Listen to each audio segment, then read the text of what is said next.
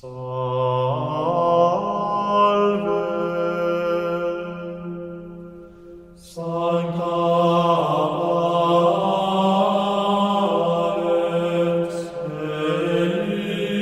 Elixae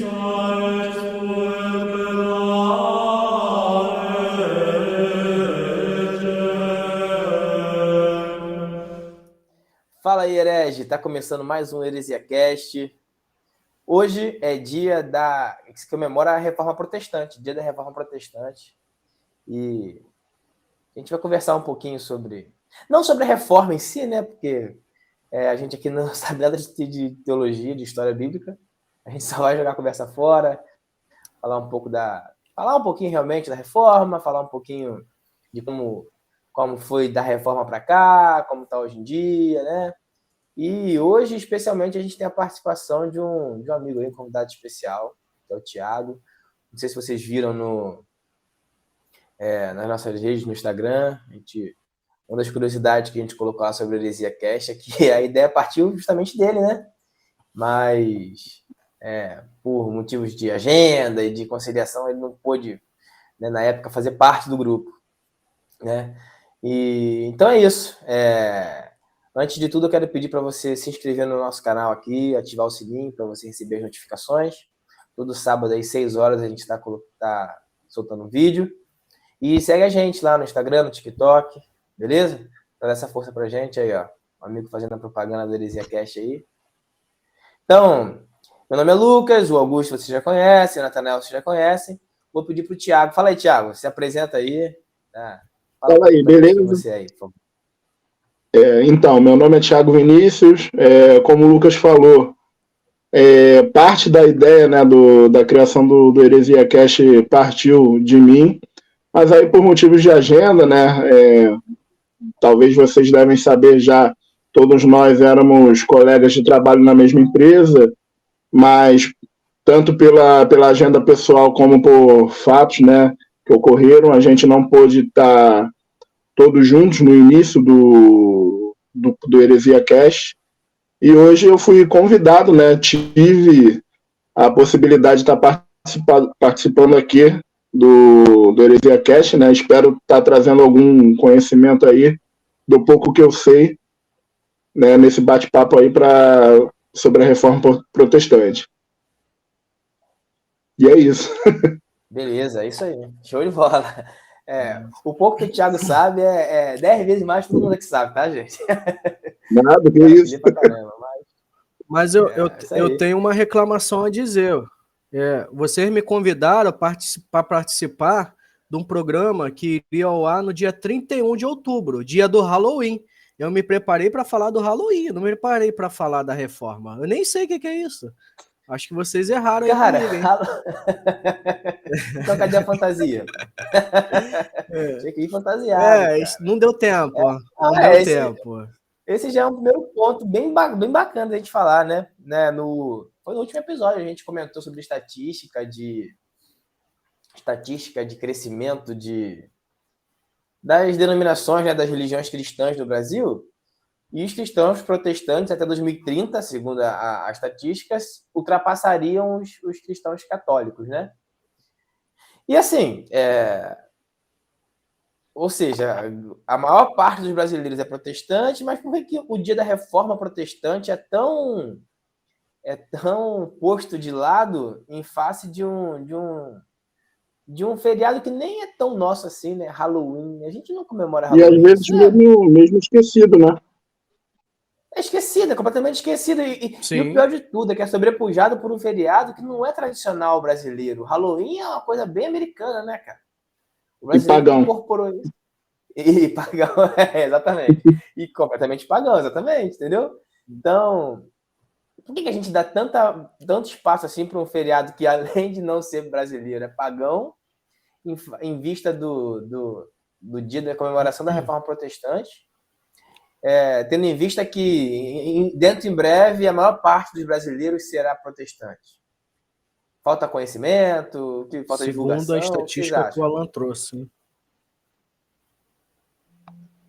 Não, mas eu acho que... Eu acho que... Não, Sim, vai lá, tem Thiago. muito tem muito da influência comercial também, né? É uma data que vende, né, muito lá fora, e eles estão tentando incorporar esse hábito aqui no Brasil, e também acredito que por trás dessa incorporação aí tenha também a influência, né, dessa cultura contra o cristianismo que a gente vê hoje em dia, né?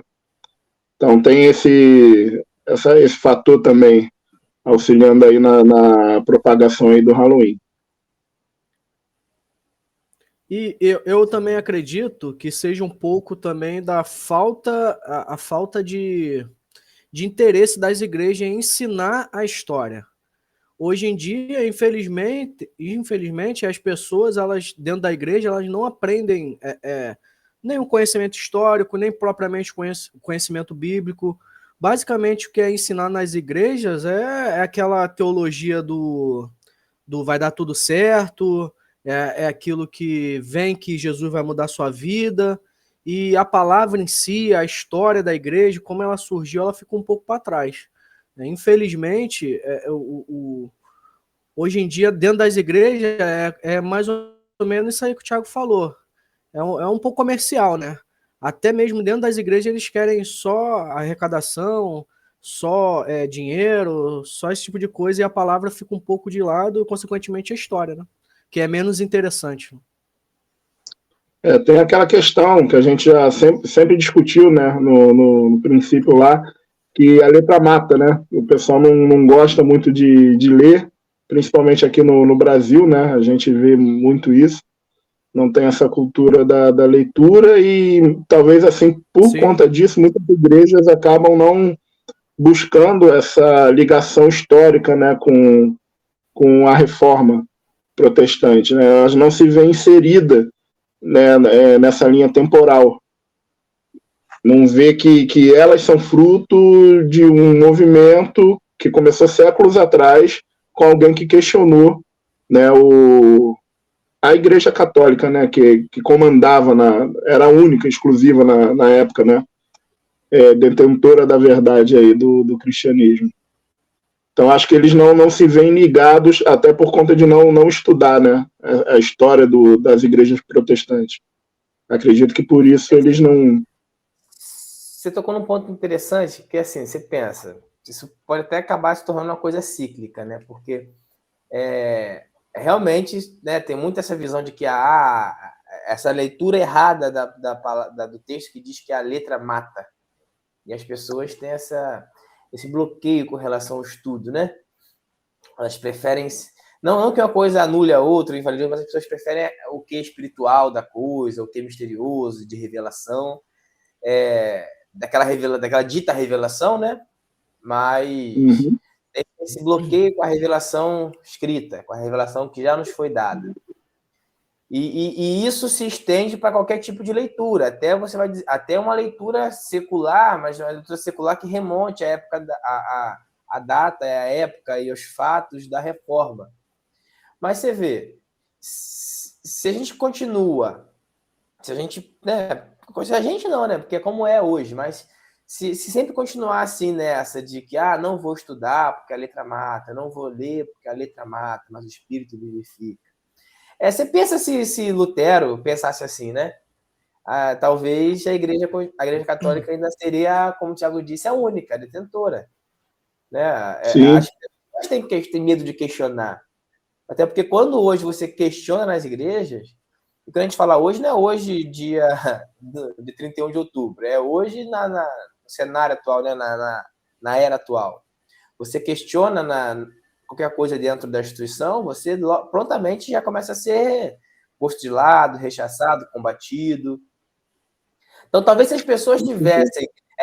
Por que eu falo cíclico? Porque se a pessoa tivesse conhecimento de como o movimento da reforma surgiu, talvez esse mito fosse mitigado, né? De alguma forma. Porque a pessoa entenderia que foi através de estudo que surgiu a primeira faísca que deu origem ao segmento cristão que ela segue hoje. Sim. E assim, esse texto da letra mata, ele é um texto assim que é distorcido, é um dos mais distorcidos, né, dentro das igrejas. E Lutero, ele foi fruto de um processo, né? A gente muitas vezes acaba pautando a reforma em cima de Lutero, mas houveram nomes antes dele que também tentaram, né, questionar o status quo, né, na época, né? Wycliffe, Huss, Erasmo de Roterdã, essa galera toda aí, alguns até deram a própria vida, né, por bater de frente, né, com a Igreja Católica na época, e eles foram os pré-reformadores, né, eles estavam ali questionando. Lutero, na época que ele iniciou esse movimento da reforma, era uma época que a Europa estava numa transformação muito grande. A América tinha acabado de ser descoberta, né? A imprensa ela estava começando, então estava sendo feito a impressão de livros, né, até da Bíblia mesmo, muito mais rápido do que os manuscritos que eram feitos inicialmente. E também tinha a influência da nobreza da época, né, acredito que esse é até o fator mais importante, que viam a Igreja Católica como um poder, né, tirano, porque eles tinham, né, detinham muitas terras, muitas riquezas, e de alguma forma essa nobreza ela estava interessada, né, numa certa diminuição do poder da Igreja Católica na época. Então Lutero, quando questiona a Igreja Católica, né, ele começa não tentando criar uma nova igreja, mas sim fazer a manutenção dos hábitos, né? Reformular os hábitos que haviam dentro da Igreja Católica, que ele não concordava, como a venda de indulgências, que era o principal ponto que ele ia contra, né? E aí, como a Igreja Católica não concordou, né, com esse questionamento, Lutero acaba fugindo. Ele acaba fugindo e sendo auxiliado pela nobreza da época, que já tinha interesse na expropriação das terras, né, das riquezas da Igreja Católica. E disso tudo foi descambando, né, a reforma e o surgimento das igrejas, né, das primeiras igrejas protestantes. Então, acho que, assim, de um texto que é mal interpretado, só a Igreja Católica tinha aquela interpretação na época, né? O leigo ele não tinha acesso. Lutero ele traz essa visão de que qualquer pessoa deveria ter acesso à Bíblia, né? Então aí começa a questão da leitura, né, pelo leigo da palavra na Reforma Protestante. E assim, se a letra mata, né, acho que nesse contexto aí, você estudar realmente a palavra, acho que traz muito mais benefícios do que você não compreender o que a passagem da Bíblia diz, ouvir de terceiros o que ela fala. Então acho que aí já cai por terra essa questão da letra, de que a letra mata o crente, né? Não sei se... Mas ainda se falando de reforma... Vai, termina, conclui. Não, eu concluí, justamente para passar a palavra para vocês. Não, isso tratando de reforma, né? Você falou bem aí assim, a questão da nobreza, que está interessado na expropriação de terras da igreja, porque talvez não vê só como um poder tirano, a nobreza via a igreja como talvez uma forte concorrência, né? Então, porque a Igreja Católica detinha para si toda a verdade, entre aspas, com relação à religião, né? Ela era a portadora da verdade, somente ela. Lutero, a igreja pegou carona no que Lutero e os pré-reformistas estavam fazendo, ou será que a nobreza incentivou para que isso acontecesse? A gente tem algum... Eu acredito que a igreja incentivou, desculpa, a igreja não, a nobreza incentivou. Ela viu uma oportunidade e aproveitou. né? Não que o movimento de Lutero tivesse essa pretensão, mas à medida de que foi se desenrolando os fatos, é lógico que ele não ia recusar qualquer apoio. A igreja católica tinha casos até de Bíblia sendo acorrentada ao altar, né, para não serem roubadas. Para você ter, como ela era um bem muito valioso, né, na época, você vê que tinha esses casos, e somente sabiam ler e escrever, muitas das vezes, pessoas do clero. Poucos na nobreza sabiam ler e escrever, né? A nobreza da época medieval, ela era mais militar do que culta, vamos dizer assim. E, no caso, essa nobreza, a partir do momento que a imprensa começa a se divulgar textos na língua mãe dessas nações. Então, Lutero, ele também batia na tecla, né, de ter esses escritos traduzidos para as línguas de cada país. Né? Então, você poderia, na sua casa, ler a sua Bíblia, né, e ter acesso ao texto sagrado sem interferência da igreja. Seria a livre consulta, né, o texto. Hoje, que é algo até meio que negligenciado por muitos cristãos. A gente tem uma facilidade enorme de ter o texto, às vezes até na tela do celular, vai com a gente para onde a gente quer e não lê o texto. Não lê o texto. Naquela época era muito mais difícil, começou a ser um pouco facilitado com a invenção da imprensa, e hoje com a internet a gente tem o texto aonde quer no bolso. Né? Aonde quer que a gente vá, o texto está no nosso bolso, ali na tela do celular, e às vezes com uma riqueza de informação muito maior do que havia naquela época, no início da Reforma Protestante. A imprensa, a reforma se deu, né, em 1517, né, cara? Quando a gente fala de Lutero, sim, obviamente, né? A reforma claro. Em si mesmo, a reforma protestante, 1517. A prensa, a imprensa, né, propriamente dita, tinha o quê? Não tinha 100 anos ainda, né? Não, acho que tinha até menos de 50, se não me engano. Foi uma coisa aí por volta de... Chegando no ano 1500, a primeira prensa. Isso, né? Bem. Eu não me recordo o ano exato. Foi uma coisa entre 1400 e 1500. Então, você pensa que realmente é uma grande revolução. Eu não sei se eu cheguei a mostrar para vocês alguma vez um vídeo do saque medieval. É uma tirinha, uma sátira, né? Mostrando como as pessoas estavam reagindo, teoricamente, né? Simulando. Uma pessoa reagindo a uma pessoa lendo um livro pela primeira vez, né? Porque você mudou a forma de transporte, você mudou a forma de leitura. Porque se antes de você conseguir compilar tudo, porque a prensa permitiu a reprodução muito rápida do conteúdo, né? O que era copiado manualmente, agora você conseguia copiar de forma muito mais efetiva. E diminuiu o volume, tamanho, né? E diminuiu o volume, exatamente. Diminuiu o volume, facilita o transporte e tudo mais. E talvez a outra revolução que a gente tenha tido de 1500 para cá tenha sido essa que o Thiago citou, que é você não precisar mais nem carregar agora o livro na mão. Você, basicamente, com uma coisa que todo mundo anda hoje no bolso, que é o celular, você tem acesso agora a bibliotecas. Então, por que à medida que a facilidade... Porque, né, a informação ela era retida na igreja.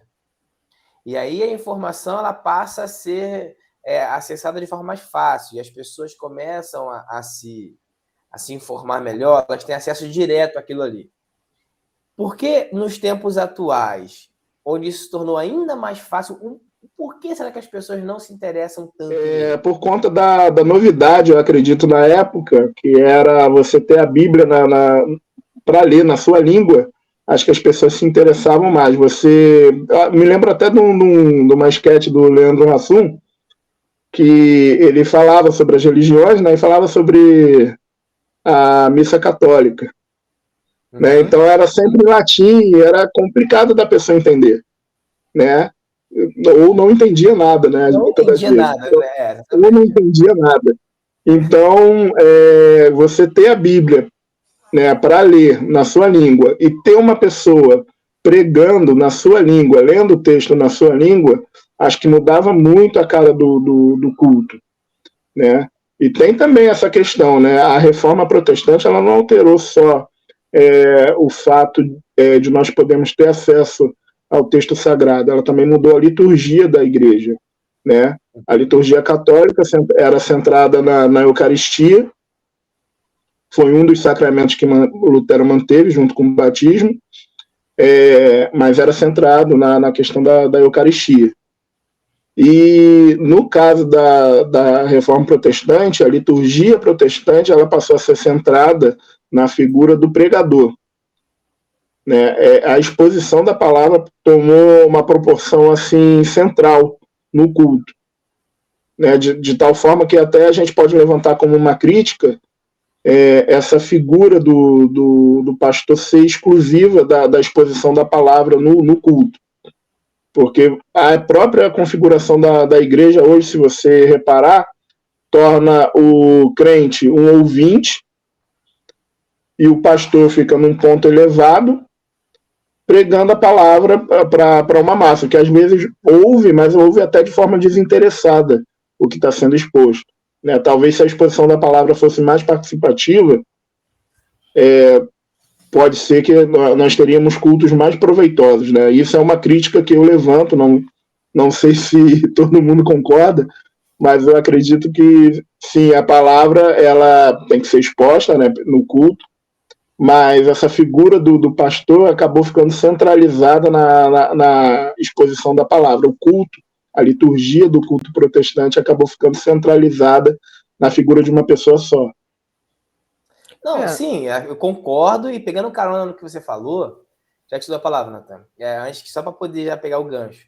Eu li um livro uma vez, onde o autor, não sei se é no prefácio ou num dos primeiros capítulos, ele incentiva a leitura e ele cita uma frase que eu gravei muito, eu guardei muito, que é assim, é mais fácil ouvir do que ler, porque ouvir distrai e ler cansa, né? Ele usa a palavra enfada.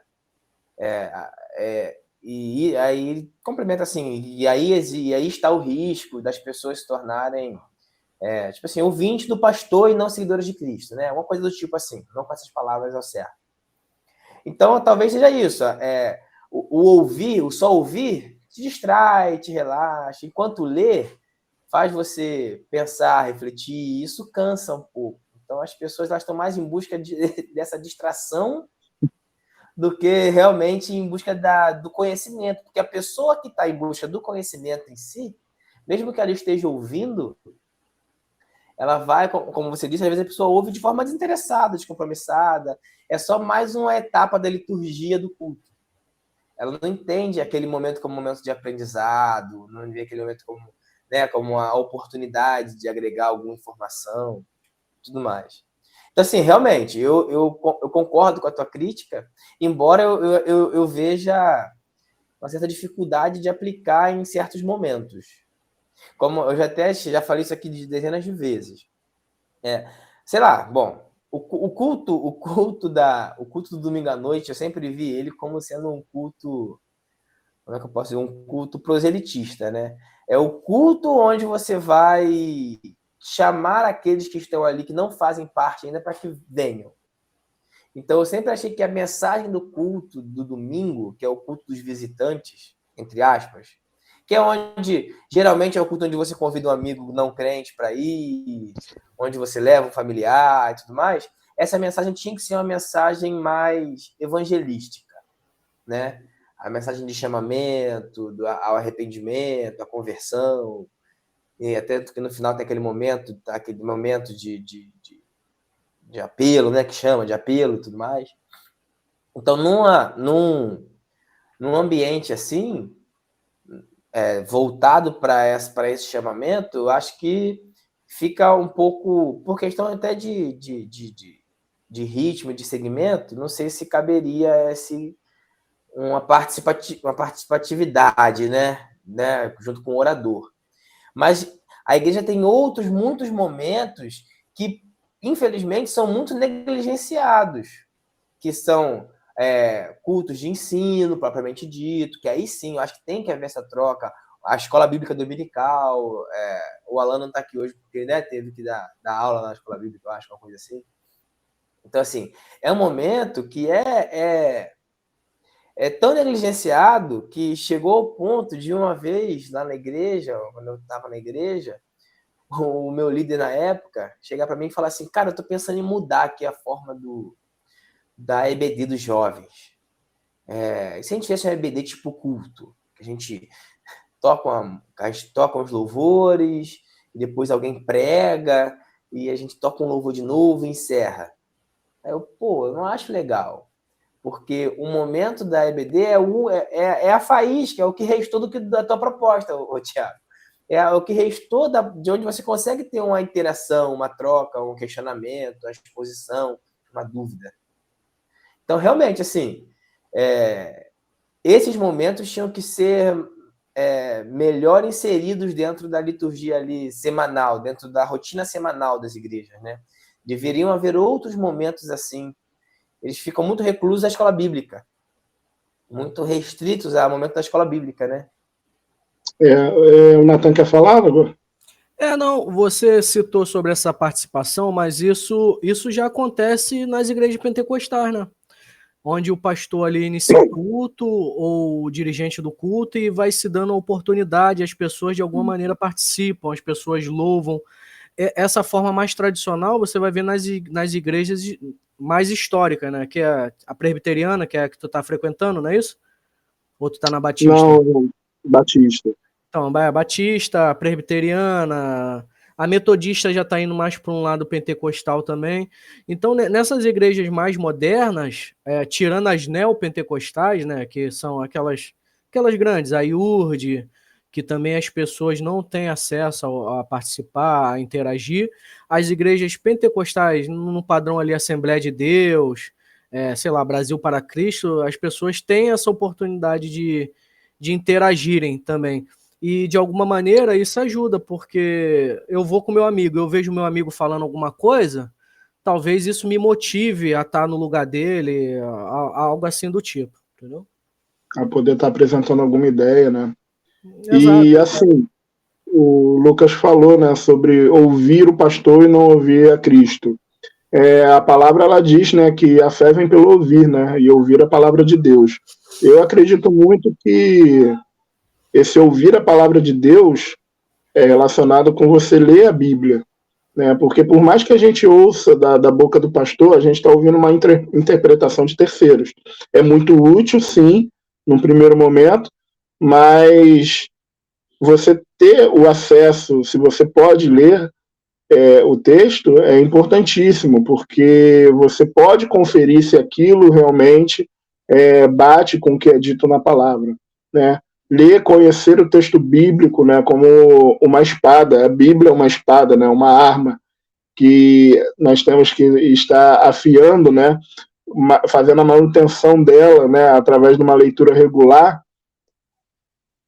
É um princípio que deve nortear, eu acho, a vida de todo cristão. Ler a palavra, eu acho que é essencial, assim como você orar, como você jejuar. É importante você buscar a leitura da palavra todos os dias, né, separar um momento, né, para poder ler a palavra. Assim, o material que é distribuído nas igrejas, ele é mais doutrinário do que teológico, vamos dizer assim. Então, ele tem um propósito. Mais essa parte de você linkar com a tradição, né, você entender que a sua igreja ela surge de uma tradição que vem de outra época, né, de um outro movimento, ela é importante, né, não vai ser dada pela igreja nesse material doutrinário, mas ela vai ter, sim, acredito, algum momento para poder explicar esse desenvolver, esse desenrolar. Até como uma forma de também ter alguma noção da profundidade histórica, né, de que a sua igreja tem, né, dela estar inserida nesse processo. Acho que é muito válido, sim. o estudo da palavra vindo acompanhado também do estudo teológico, né? Essa questão do material ela é mais doutrinária do que teológica, né? Vamos dizer assim. Ela não vai cuidar tanto dessa parte da história da igreja, né? De como que a igreja surgiu, mas poderia sim vir acompanhado desse estudo também. E assim, a gente volta naquela questão de Augusto citou as revistas, né? Eu acho interessante essa questão das revistas, porque você, principalmente nas igrejas que são unidade, sabe? Então, assim, vamos supor, Assembleia de Deus. O pessoal vai lá na CPAD e compra aquela revistinha da EBD do mês, né? E as Assembleias de Deus, no geral, a maior parte delas, a gente consegue ter... Você sabe que elas vão estar estudando ali a mesma revistinha, vão estar estudando o mesmo assunto, os mesmos temas, né? Então, assim, isso gera uma unidade. Só que o que acontece é que isso leva tempo. Isso leva tempo porque isso fica, como eu disse, restrito ao momento ali da escola bíblica. Então, a cada domingo, uma vez na semana, você estuda um capítulozinho daquela revista. Então, assim, a pessoa tem que estar vivendo uma vida de escola bíblica, né, semanalmente, regularmente, para ela conseguir completar esse ciclo de informação. E seria até interessante, como o Thiago falou, assim, nesse momento que você concilia uma questão doutrinária, de profundidade histórica e etc., com um ensino teológico. Então, talvez nesse momento, seria interessante em alguma parte ser inserido, eu sou da Assembleia de Deus, uma igreja histórica. Então, assim, em algum momento aí, entender como é que... Beleza, tá, existia a Igreja Católica, houve um movimento chamado Reforma Protestante, que deu origem a outras igrejas, agora, né, que em tese se diferenciavam da Igreja Católica por esses motivos, e aí você tem as primeiras igrejas protestantes, e delas surgiram tais igrejas protestantes, e de tais igrejas protestantes surgiram outras igrejas protestantes, até que em algum momento surge a Assembleia de Deus. A Assembleia de Deus vai surgir o quê? 1900, não é isso, mais ou menos? Então, assim... Sim, por volta de 1900, 400 anos depois da Reforma. Então, olha o tanto de história que tem até surgir a Assembleia de Deus.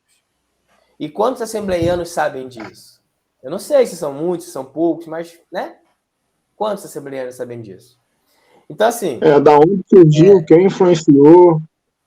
Exatamente. E, assim, obviamente, eu fui embaixador do rei, né? Eu sou embaixador do rei, né? Uma vez embaixador, sempre embaixador. Eu fui criado na Igreja Batista. Então, assim, a gente tem esse ensino na Igreja Batista. Pelo menos dentro da embaixada você tem esse ensino, né? Pelo menos da origem da embaixada você tem, entendeu? Você sabe como surgiu a embaixada através de missionários e tudo mais, beleza. Então, assim, se eu sei que nesse microcontexto da igreja, né, que é um setor da igreja, que são os embaixadores do rei, isso é aplicável, obviamente isso consegue ser escalável para todo o corpo da igreja. Então, todo o corpo da igreja tem condições de, em algum momento, tomar ciência, saber, conhecer a história, entendeu? Conhecer as outras igrejas históricas que surgiram do movimento da Reforma. Então, sim... Até para não ver as outras denominações, desculpa interromper, mas até para não ver as outras denominações como os outros, né? Mas sim como os nossos irmãos. Sim, verdade. Sem dúvida, sem dúvida. Então, assim, eu acho que faltam mais momentos. Eu acho que faltam mais momentos de conversa, de estudo. E talvez, havendo mais momentos desses, a gente volta naquela questão de novo da má interpretação do texto que diz que a palavra mata. Que a letra mata, né? A palavra, que a letra mata.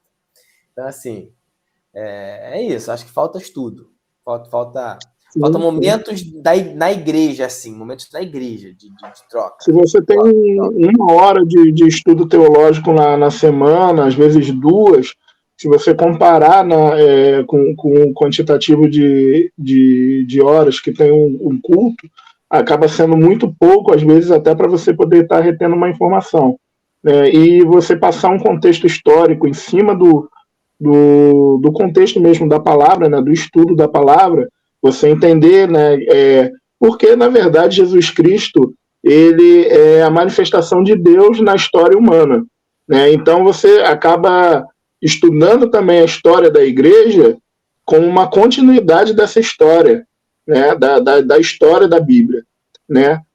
A palavra foi revelada, ela chegou até nós através da Igreja Católica, né? O Lutero ele iniciou a Reforma Protestante, que gerou várias denominações, né? Ele mesmo gerou a própria denominação, luteranismo, e foram sendo geradas outras em vários pontos da Europa, e você acaba entendendo, estudando esse contexto histórico, como a palavra chegou até você. É um mapa, né, de como essa palavra chegou até você e como o porquê do culto ser de certa forma hoje. Você falou da questão do apelo, que o culto da domingo à noite costuma ser o culto de apelo para trazer novos convertidos. Isso também é uma característica da Reforma Protestante, é um produto da Reforma, né? Não havia esse momento. Ele surge em algum momento, se eu não me engano, 200 ou 300 anos depois da Reforma, né? Esse momento do apelo. Não é que não houvessem conversões, mas esse momento em específico ele surge em um determinado ponto, né, no desenvolvimento das igrejas protestantes, e acaba sendo adotado em todos os cultos. Culto domingo à noite, culto 2 vezes no domingo, o domingo mesmo como o dia de culto.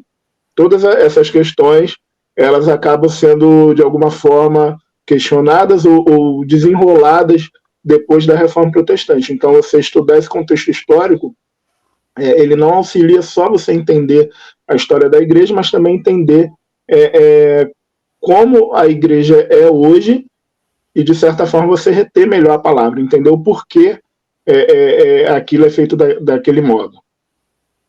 É diferente de... Uma coisa é você comer, outra coisa é você cozinhar o que você vai comer. Você vai entender... Vai entender muito mais. Você vai entender como a comida chegou ao seu prato. É isso. Como a comida chegou ao seu prato. A comida chegou ao seu prato, exatamente. É verdade. Assim, então vamos lá. A gente aqui falou, a gente tocou aqui nesse assunto, né, do movimento que né, onde houve esse cisma com a Igreja Católica, onde surgiu a primeira denominação protestante, e foram surgindo outras denominações protestantes no início aí, né, do protestantismo. Até que só que a gente percebe que foram surgindo denominações, entre aspas, estruturadas, né?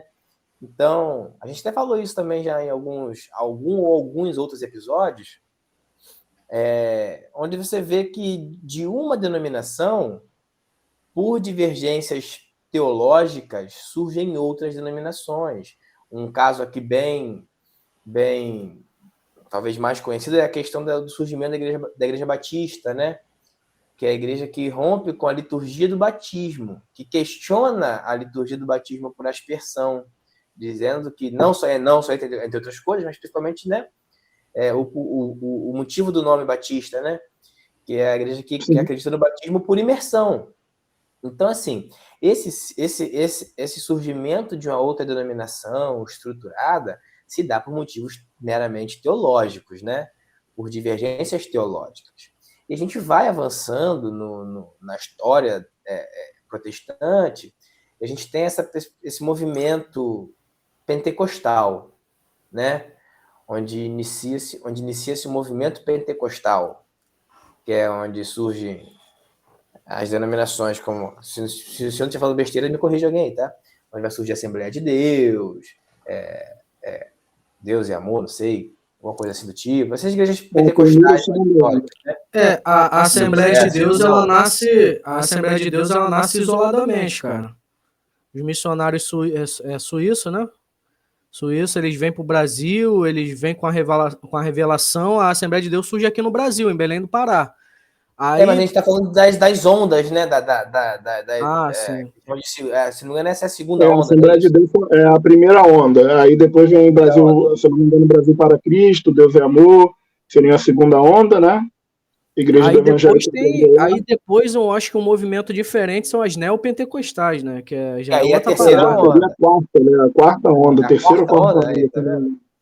Então, assim, Mas a gente chegou no ponto que eu queria chegar, que é o surgimento das igrejas neopentecostais. Porque aí a gente começa a ver uma separação não só teológica. Essas denominações, elas não surgem por uma divergência teológica. Elas surgem por quase que uma briga, sabe? A gente já falou isso aqui várias vezes. Exatamente. Uma vai sendo originária da outra, mas por questões de desentendimento entre as lideranças. Então, você tem a Igreja Universal do Reino de Deus, onde o R.R. Soares fazia parte junto com o Macedo, e por um desentendimento entre eles, surge uma outra igreja. Mas qual é a diferença teológica entre a IUD e a Igreja Internacional da Graça de Deus? Qual é o pilar da separação? Não, mas a minha pergunta é exatamente, mas não é uma questão teológica. A minha pergunta é, qual é o pilar teológico que diferencia uma igreja neopentecostal da outra? Entende? Ou seja, você quer dizer que tanto faz estar em uma ou estar em outra, teologicamente falando? Teologicamente falando, não vejo tanta diferença. Bom, não sei. Eu nunca fui... Até uma discussão, né? Se algumas dessas igrejas neopentecostais ainda são igrejas cristãs. Né? Chegam a ser chamadas de se eu não me engano, para-evangélicas, né? Para-protestantes. De tamanho é a divergência que já existe em torno da palavra, né? Algumas práticas até que elas adotam já não tem um embasamento bíblico, né? Não tem uma concordância com a Bíblia, e algumas são até estranhas, né, ao contexto cristão. Acho que essa questão assim, de várias denominações, né, atende vamos dizer assim, a necessidade, né, de expansão da palavra. Né? O cristianismo ele surge muito com a figura dos pregadores, né, indo aos lugares onde a palavra não havia alcançado. Né? Por exemplo, a própria Assembleia de Deus foi através de missionários, e também a igreja protestante ela surge com missionários, né? Com pessoas que vão pregar a palavra. Então, enquanto em um lugar está sendo pregada a palavra, em outro lugar está sendo pregada de um modo.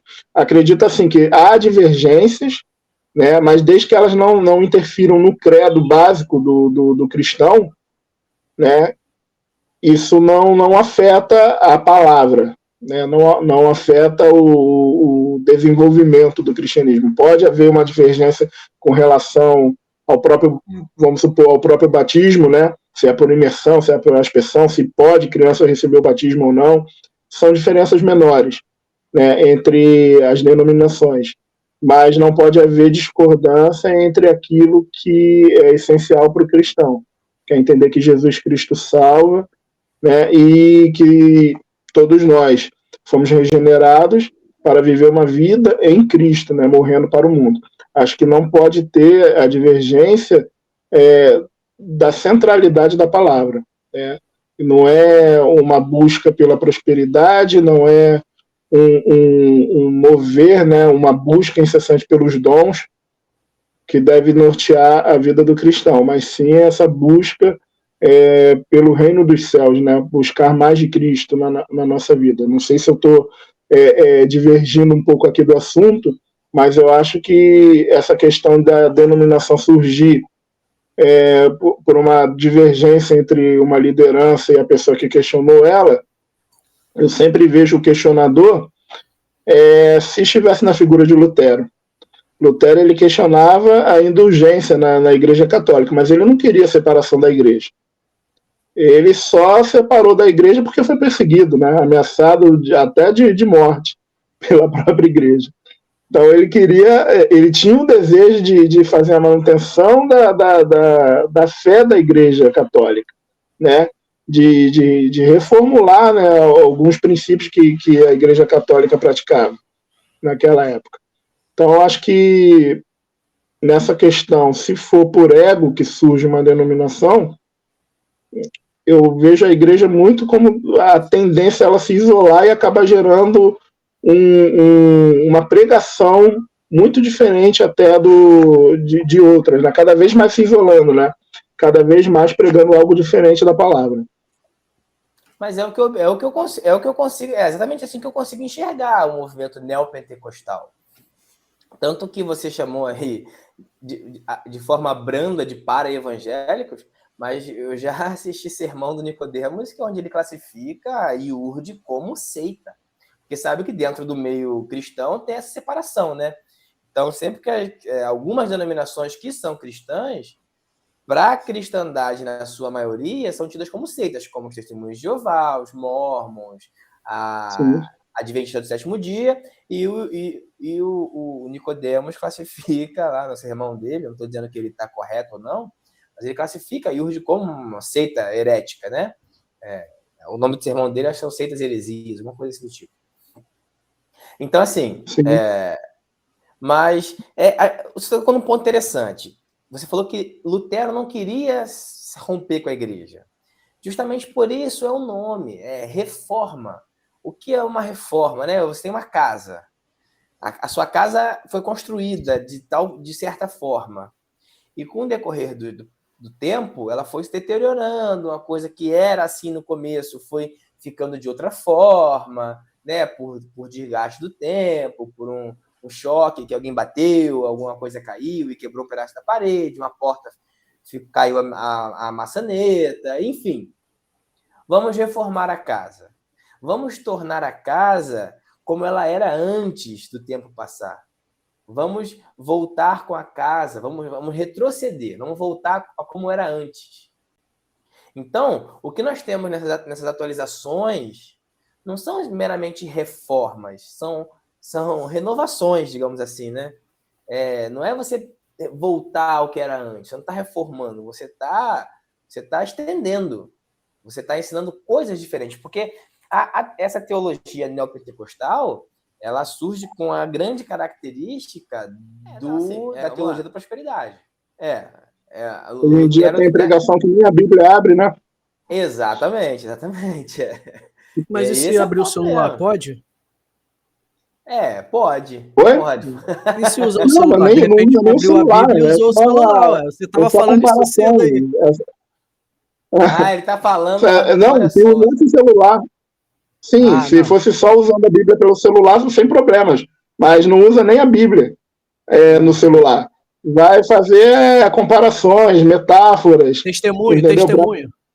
Testemunho, para às vezes tentar tocar o emotivo da pessoa, né, e tentar passar em cima e tentar passar ali em cima desse apelo emocional alguma palavra para a pessoa, né, que não tem embasamento na Bíblia nenhum, né? Então, como a gente tinha falado, a questão da exposição da palavra é importante e pregar em cima da palavra, né? A teologia do coach, ela surge como substituto da teologia da prosperidade.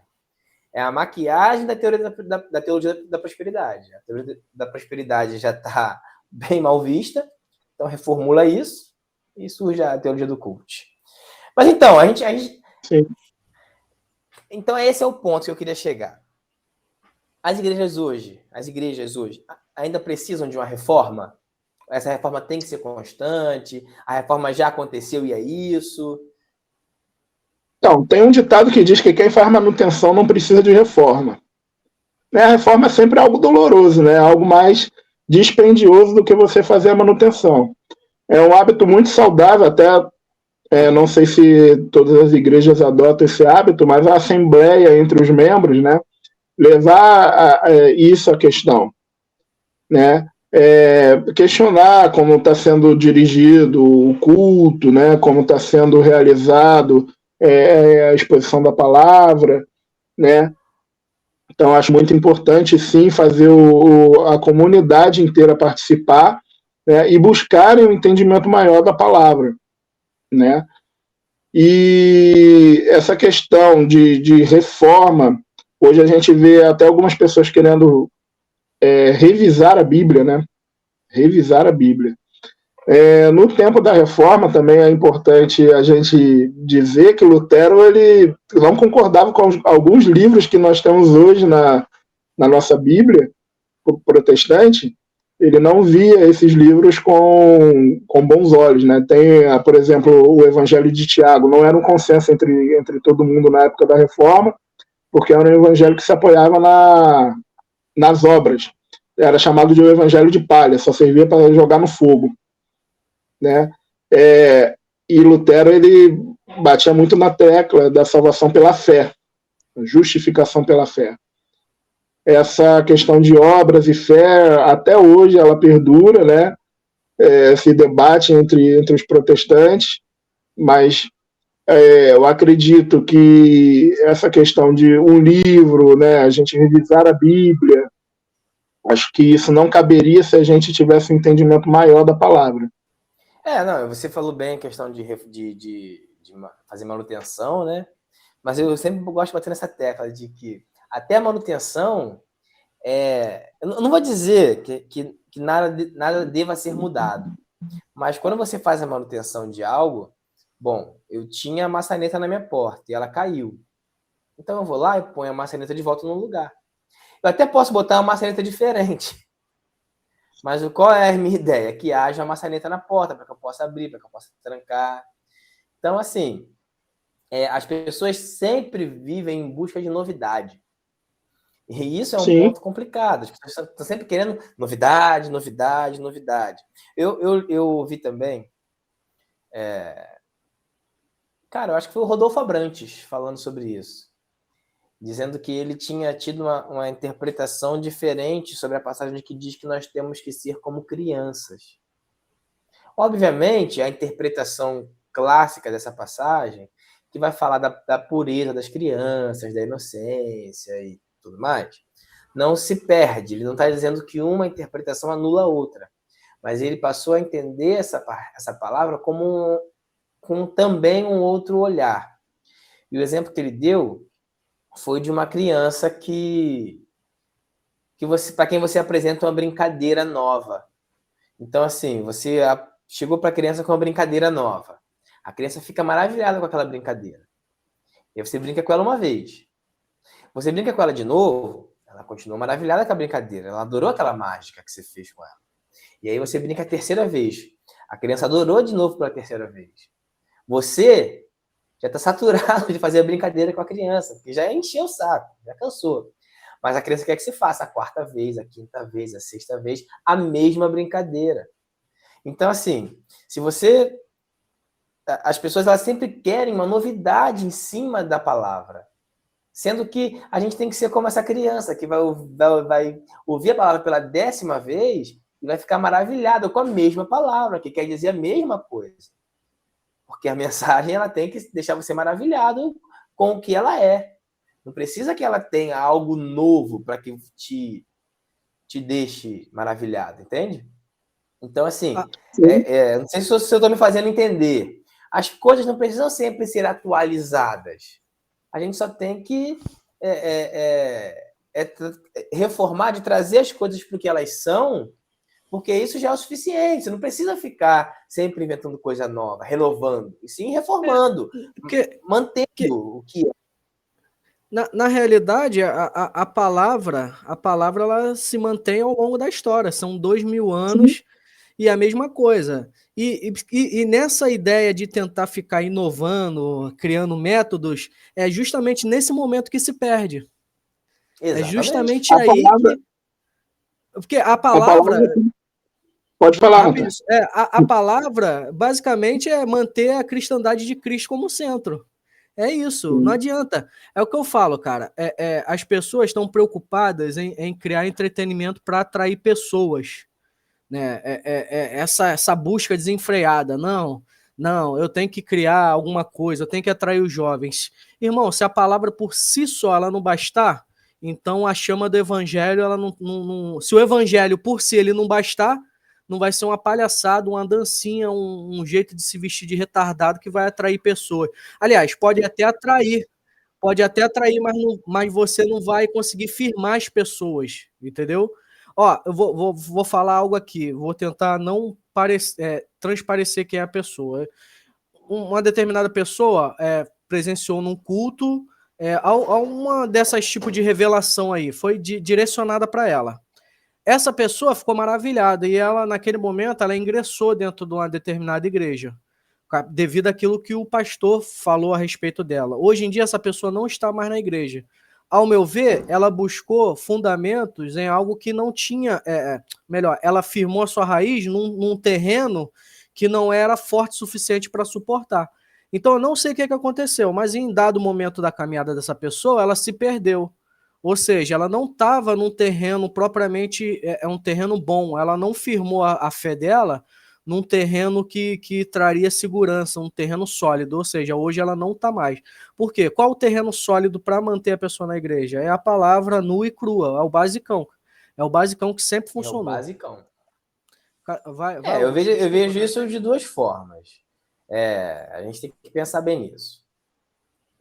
Essa festa está sendo feita para criar um evento na igreja, ponto, é um evento, para aqueles que já fazem parte do corpo, ou o intuito dessa festa é realmente o chamamento, é chamar quem não faz parte, para você atrair, para servir de chamariz. Porque se serve de chamariz, eu não concordo, porque você está trazendo a pessoa pelo motivo errado. Por mais que talvez ela fique pelo motivo certo, você está atraindo a pessoa pelo motivo errado. Talvez. Isso já começa de forma errada, entende?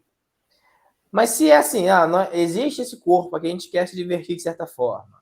Está na época de festa junina.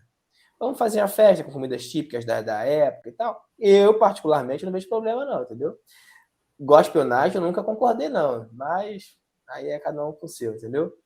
Mas qual é a diferença entre um e outro? Mano, eu gosto... Deixa quieto. Não, mas aí tu tá pegando a tua experiência que tu conhece lá do que aconteceu. Mas nunca fui no Gospel Night. Cara, então, mas você tomou conhecimento de coisas que aconteciam lá. Então, tipo assim, mas eu acho que da mesma forma... Aí, beleza. Você mesmo citou que você foi num evento que simulava que era a Páscoa judaica? Era algo assim, né? Sim. Não, mas então, as igrejas, elas querem... Não, mas beleza, um evento mais ou menos judeu ali, né? Então, aí por que as igrejas, já que a história cristã ela é fundamentada no judaísmo, qual é a igreja que traz uma festa tradicional judaica? Nenhuma, cara. Nenhuma, porque talvez não seja tão interessante, tão atrativo. Então, por quê? Nesse tipo de festa, ela poderia trazer alguns pontos históricos. Por que o pessoal, sei lá, não faz o evento da Reforma, uma peça teatral das teses de Lutero, de como foi? Isso aí não atrai ninguém, cara. Infelizmente, esse é um problema que a gente enfrenta, cara.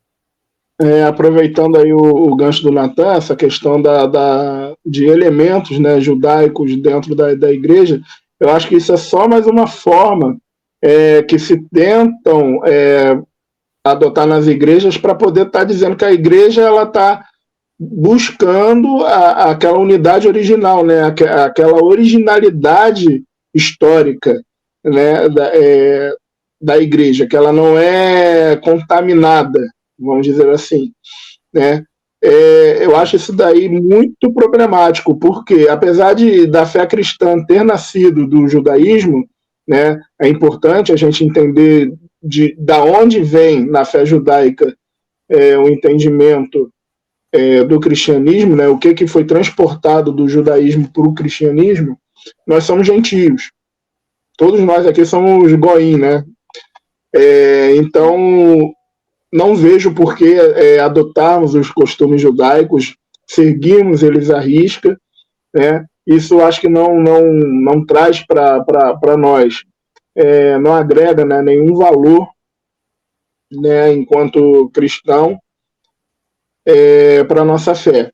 E assim, voltando um pouquinho, né, na palavra, o Lucas falou sobre a questão de você às vezes querer ter sempre algo novo, né, na palavra. Acho que a palavra é como um casamento. Às vezes você tem a palavra ali, mas não está interessado, só que você começa a buscar, começa a estar próximo, lendo, você vai descobrindo ou redescobrindo, né, a beleza da palavra. Então a palavra ela se renova por si mesma.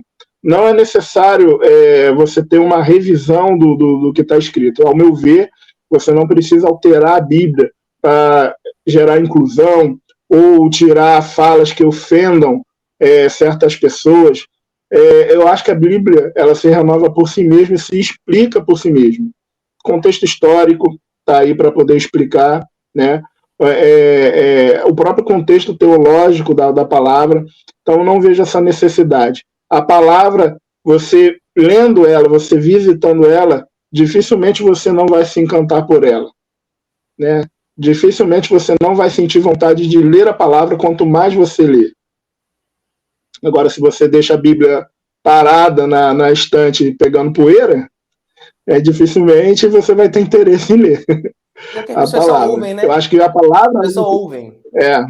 Só ouve, você vai só ouvir. Então, eu já ouvi, né? Então, para que eu vou ler? Para que eu vou pegar e ler?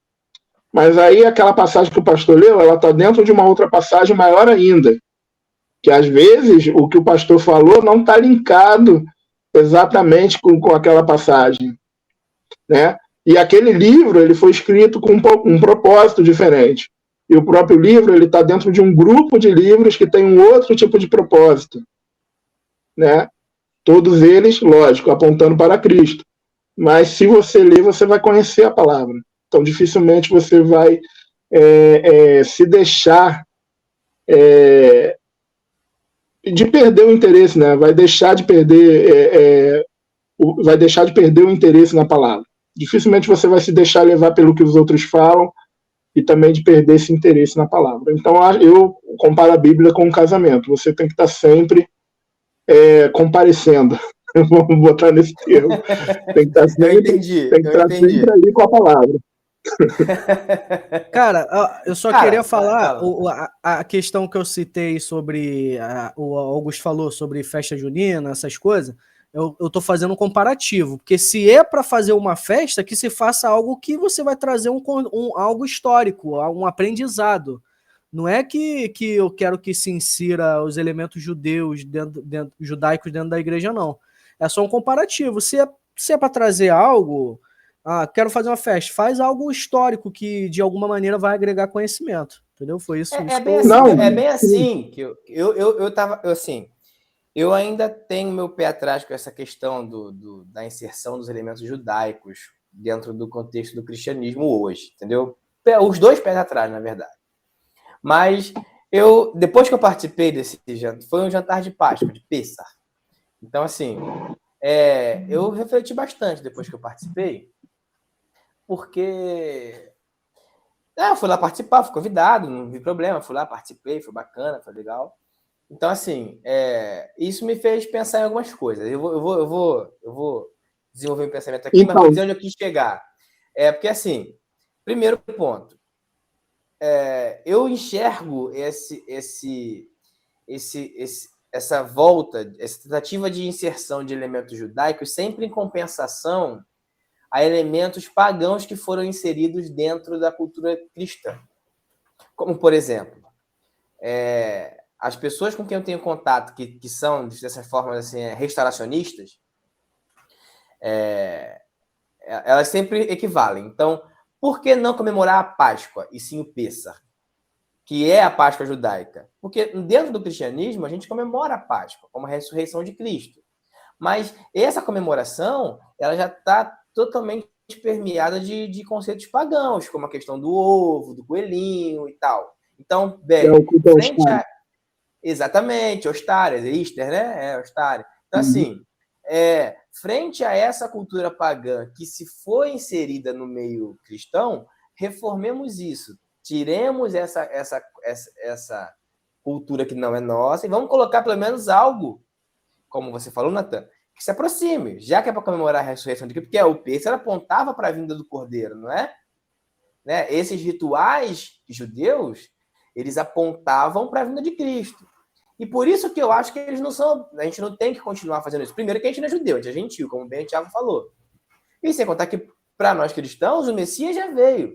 Então, tudo aquilo era sombra do que havia de vir, que apontava para Cristo. Mas Cristo já veio. Então, por que vamos continuar fazendo isso? Porém, assim, quando eu digo que não há obrigatoriedade de se fazer isso, eu não vejo problema que se faça. Que se faça em contrapartida à festa pagã que se inseriu no nosso meio. Ao invés de comemorar a Páscoa né, com o coelhinho, a gente faz a Páscoa com o cordeiro. A mesma coisa no Natal. Sim. Na verdade, eu acho que eu me expressei mal, mas quando eu falei dessa questão do elemento judaico, num contexto de festa, eu não vejo problema. Até como uma forma de você trazer a memória, né, o elemento. Mas você manter como uma obrigação, acho que como gentio, desnecessário. Não, Porque isso às vezes acaba gerando até... Existem algumas denominações em que vão seguir mais a linha esses costumes, né, judaicos, né, vão tentar buscar mais esse tipo de costume, só que eu acho que isso daí acaba gerando uma obrigação adicional e não necessária, na vida do cristão. Totalmente, eu acho desnecessário para a vida do cristão. Agora, como forma de você entender o ritual, de você entender o porquê ele aponta para Cristo, né, como era comemorado, né, e inserir isso no contexto da igreja hoje, cristã, acho que é válido sim. Você ia falar uma coisa, Natan? Vai lá. Eu ouvi também, mas eu tinha que continuar o fio da meada. Não. Eu acho que eu só concordei só. Ah, sim. Então, assim, eu acho que falta realmente isso. O que eu senti falta na festa lá que eu participei foi isso. Foi. Muito embora que eu me recorde aqui agora, teve um momento que foram 2 celebrantes, né, que fizeram a festa lá. O primeiro não chegou no coração, mas o segundo tocou no assunto. De que aquela festa ali apontava para Cristo, porque até me surpreendeu, porque eu acho que essa é a ideia. O que você. Sim, o que falta é só isso mesmo, é você. Né, esse pessoal que quer fazer essas festas em substituição às festas pagãs, só falta, ali no momento, deixar claro para quem está participando que aquilo não é obrigação nossa, enquanto gentios, enquanto crentes na já vinda do Messias, né, que o Messias já veio para nós. Então, assim, falta só deixar isso bem, bem claro. Mas eu enxergo isso como uma forma de reforma.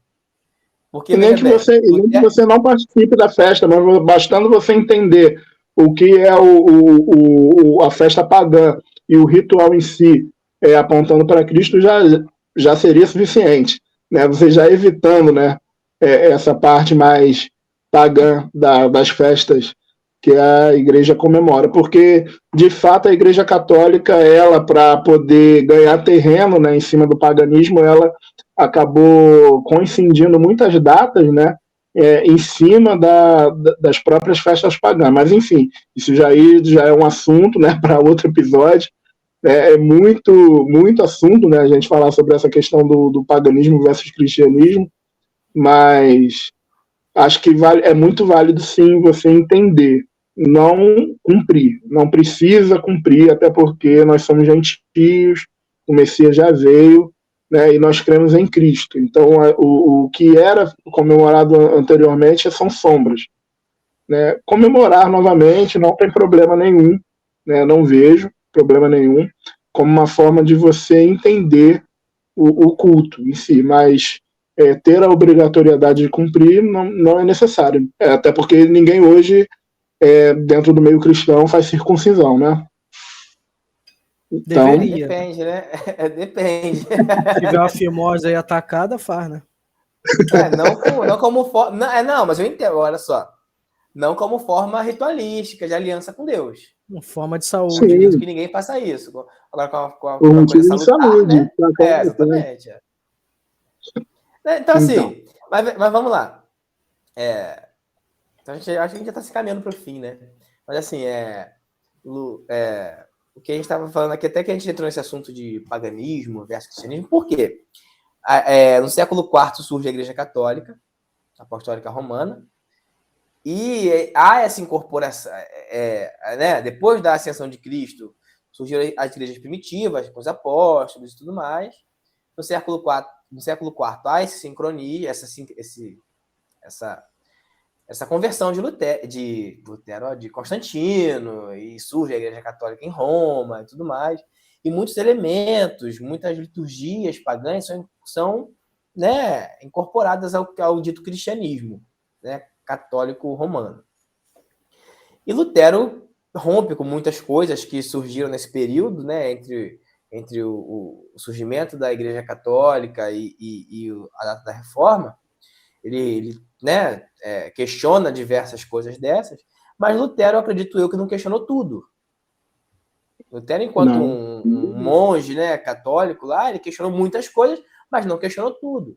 Tanto que outras coisas vieram sendo questionadas ao longo dos tempos. Como agora as festas estão sendo questionadas, né? De um tempo para cá, essas datas... claro, as tradições, as igrejas mais históricas, elas têm a sua explicação teológica para, assim, comemoração de certas festas. Como a gente teve a live aqui com relação ao Natal, no 2021, se não me engano, e a gente, na maior parte dos... né, eu acredito que todo mundo que participou da live aqui entendeu que o Natal foi posto nessa data em contrapartida à festa pagã, para que os cristãos não comemorassem. Então, já que é para comemorar, vamos comemorar o nascimento de Cristo, tudo mais, beleza. Mas não que isso não possa ser reformado. Assim, sem a gente se estender muito mais, mas assim, para vocês, o que hoje, não sei se vocês estão preparados para essa pergunta, né?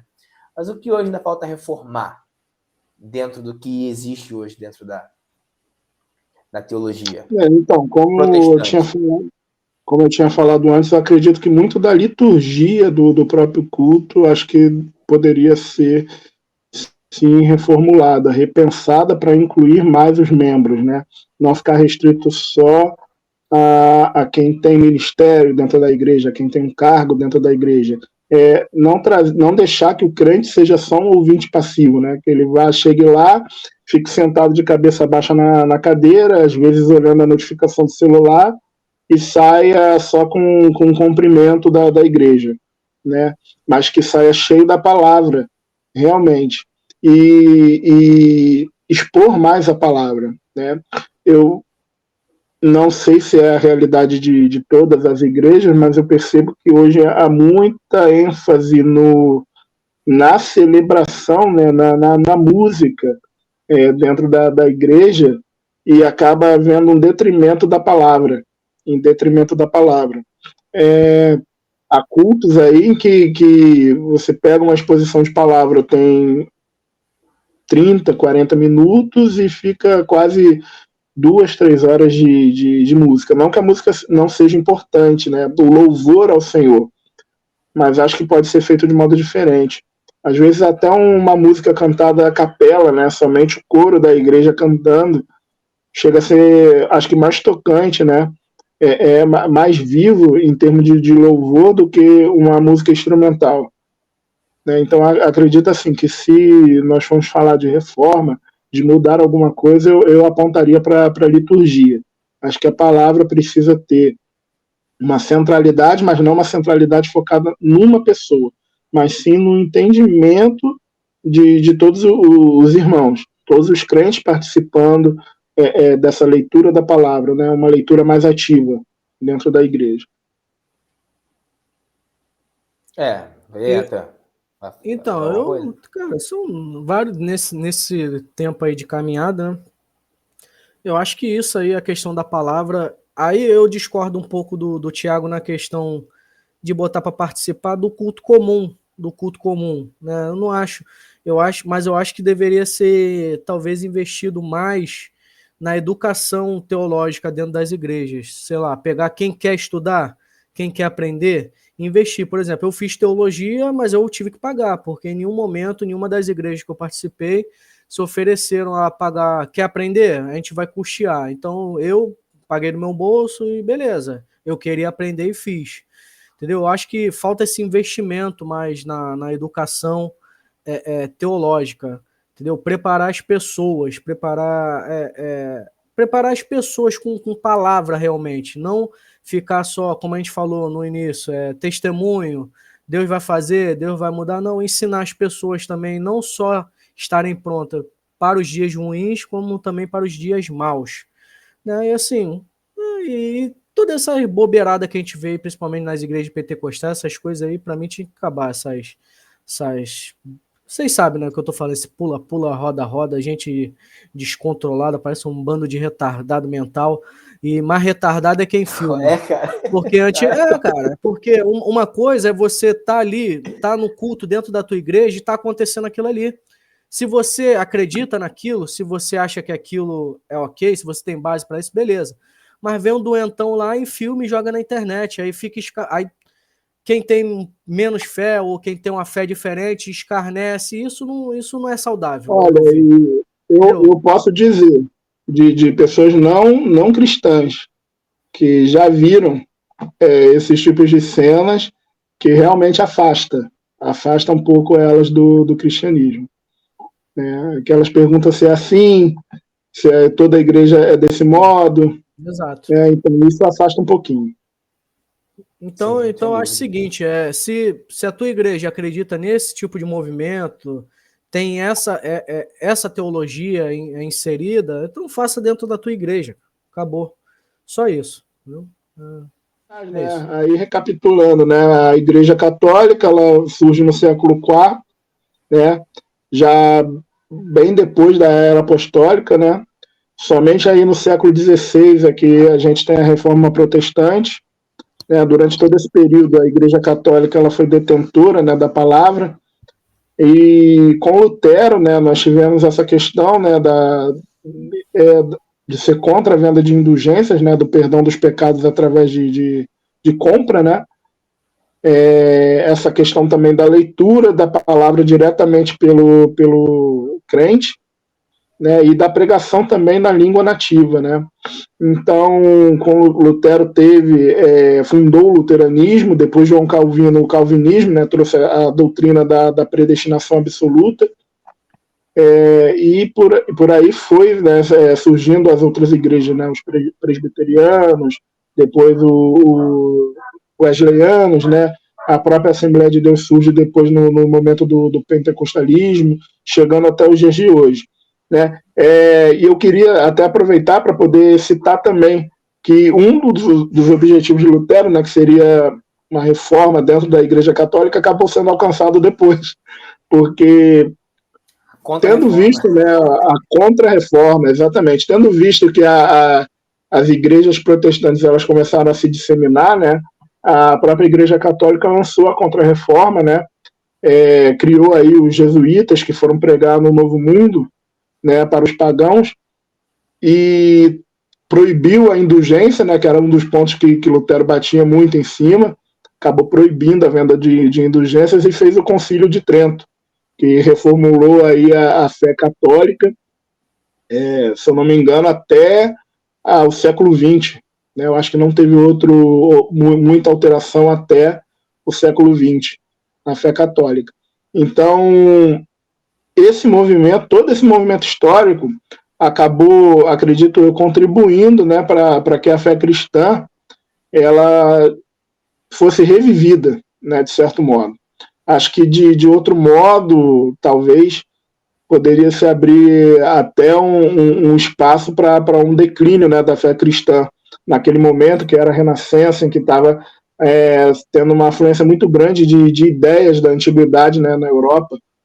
Então, acho que a reforma protestante ela acabou trazendo novos ares, né, para o cristianismo. Foi necessária. Eu acredito muito que Deus ele interfere na história da humanidade. Acho que ele conduz a história da humanidade. Então, a reforma, para mim, foi um instrumento que permitiu chegar a palavra até os dias de hoje, até vocês. Então, eu fecho com esse pensamento. O episódio foi bem diferente, né? A gente queria falar besteira e acabou. Toma-lhe conhecimento, toma-lhe. Acho que a gente ficou até muito sério. Lucas? Não, foi muito bom. Foi bom. Então... Assim, eu acho que se a gente entende mais, tinha papo aí para mais horas e horas, né, de conversa. Não, se a gente fosse enveredar aí pelo paganismo, ia terminar só 5 horas da tarde.